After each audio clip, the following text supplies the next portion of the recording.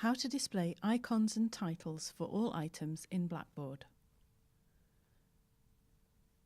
Would you know by reading these titles which item you should click to submit an assignment and which you should click for your assignment instructions? You can help make your Blackboard space easier to navigate by displaying an icon next to the title of each content item. Make sure Edit Mode is on. Find the Course Management section of the menu and select Control Panel, Customization, Teaching Style. Scroll down the page until you come to Default Content View.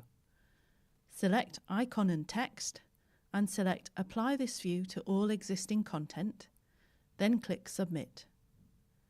You'll see the confirmation message at the top of your screen in the purple banner.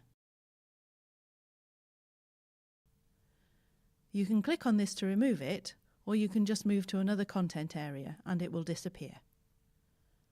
Let's go back to our original content area and see what has been updated.